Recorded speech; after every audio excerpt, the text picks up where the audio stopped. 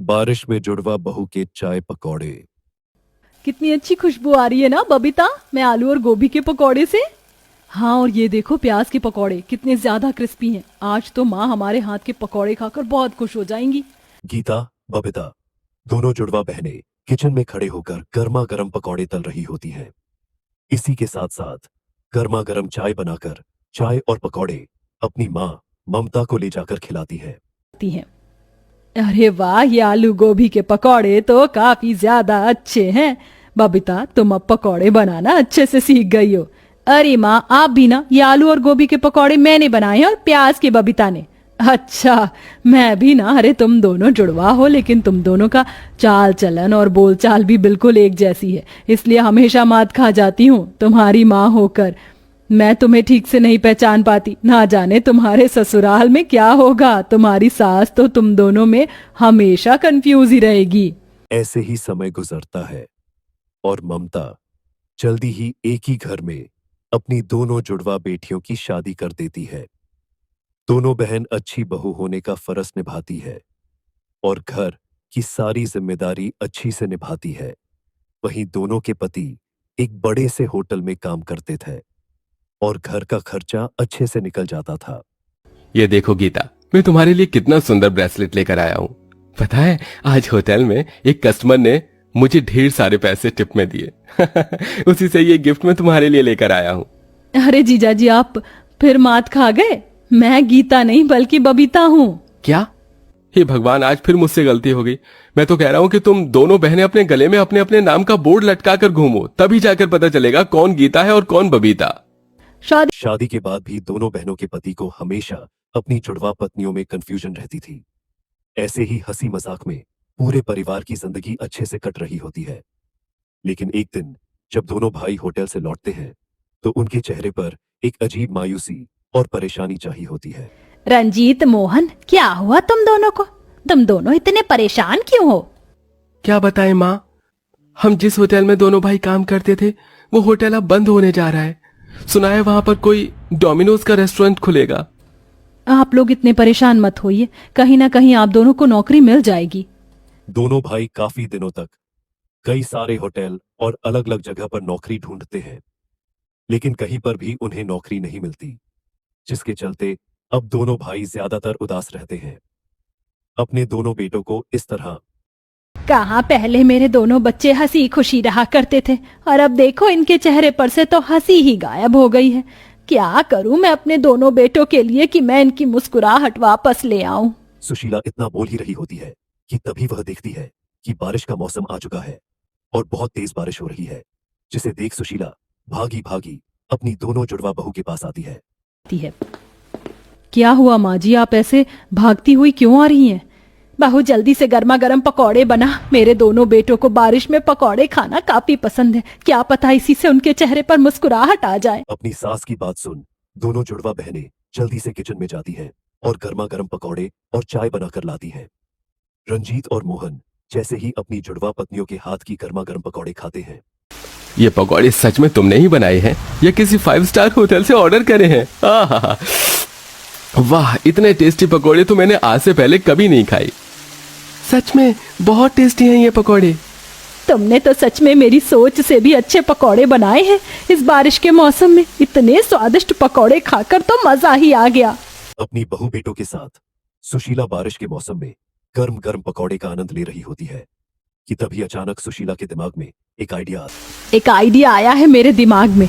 जब तुम्हारे हाथ में इतना अच्छा हुनर है तो तुम इसका इस्तेमाल क्यों नहीं कर रही हो? बारिश के मौसम में हर किसी को पकौड़े खाने का शौक होता है, तो तुम क्यों ना चाय के पकौड़े का ठेला लगा लो।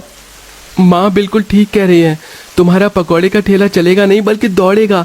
तुम बस एक बार हाँ कर दो। आइए आइए और जुड़वा बहू के हाथ के गर्मा गर्म पकौड़े खाइए। एक बार आएंगे बार बार आएंगे। पूरे बाजार में इकलौते जुड़वा बहू का ठेला अच्छे से चल रहा था। आसपास से लोग खाने आ रहे थे और बहुत तारीफ कर रहे थे। अरे भाई, ये पकौड़े तो बहुत स्वादिष्ट हैं और साथ में ये गर्मा गर्म चाय ने तो इसका स्वाद दुगना कर दिया है। अरे सच में आप लोग बहुत टेस्टी चाय पकौड़े बनाते हैं।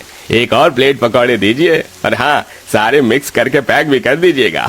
आज तो मेरे बच्चे बारिश के मौसम में इतने टेस्टी पकौड़े खाकर बहुत खुश हो जाएंगे।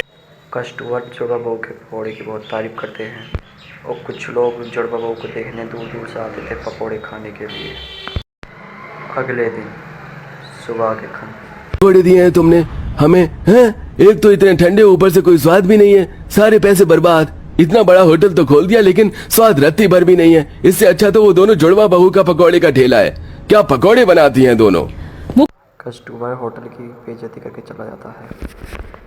जुड़वा बहू के पकौड़े के ठेले पे पहुंचता है, वहां से पकौड़े खाता है। अगले दिन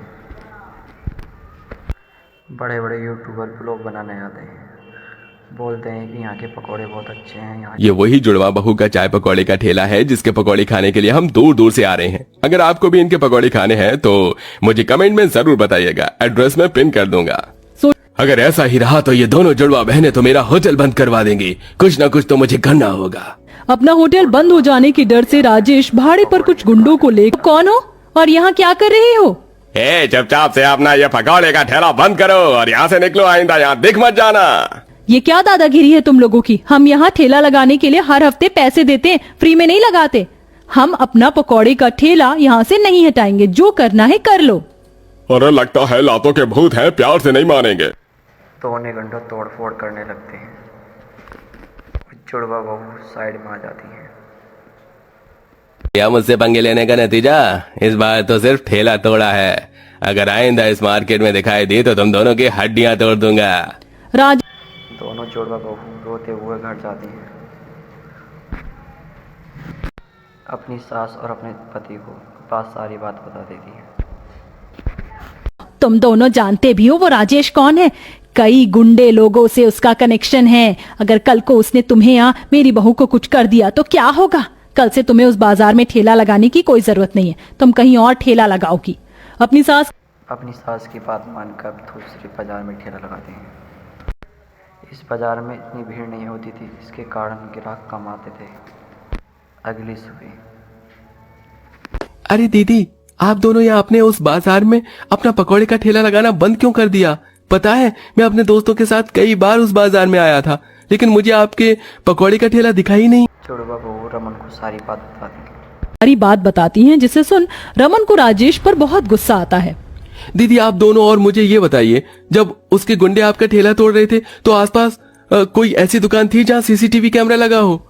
हाँ, थोड़ी दूर पर मेडिकल की स्टोर था, वहाँ पर लगा हो सकता है। बबीता की कहने पर रमन जैसे ही मेडिकल स्टोर पर जाता है कि सीसीटीवी कैमरा लगा हुआ देखता है और उस दिन की सीसीटीवी फुटेज निकलवाता है जिस दिन गुंडों ने ठेला तोड़ा था। रमन उस फुटेज को लेकर सीधा पुलिस स्टेशन में जाता है और अब अपने कुछ दोस्तों के साथ राजेश के होटल के बाहर जाकर नारा लगाना शुरू कर देता है। कौन हो तुम लोग और मेरे होटल के बाहर क्या कर रहे हो? हम तेरी गलती की सजा हैं, जो अब तुझे भुगतना होगा। जो तूने इन दीदी के साथ किया है वो सही नहीं किया, जल्दी से इनसे माफी मांग ले। हाँ, वरना ये लोग तुम्हारा वो हाल करेंगे जो तुमने सपने में भी नहीं सोचा होगा। जानते भी हो किसे धमकी दे रहे हो? रमन की बात सुन राजेश उसे मारने के लिए आने वाला होता है कि तभी सभी लोग अपना फोन निकालकर उसकी वीडियो बनाने लगते हैं। थोड़ी देर में पुलिस भी आ जाती है और राजेश को पकड़कर ले रमन, तुम्हारा बहुत बहुत शुक्रिया। अगर तुम ना होते तो हम कभी भी राजेश को उसकी गलती की सजा नहीं दिलवा पाते। दीदी, ये तो मेरा फर्ज है। अब आप जल्दी से अपना दोबारा से पकौड़े का ठेला लगाइए, मुझे आपके हाथ के बने हुए गर्मा गर्म पकौड़े खाने हैं। रमन की बात सुन दोनों जुड़वा बहुएं काफी खुश होती है, जिसके बाद अब दोनों जुड़वा बहुएं फिर से मिलकर अपना पकौड़े का ठेला लगाती है और कुछ दिनों में अब वो अपना होटल खोल लेती है और अब सब हंसी खुशी रहने लगते हैं क्योंकि अपनी बात सुन दोनों जुड़वा बहुएं काफी खुश होती है।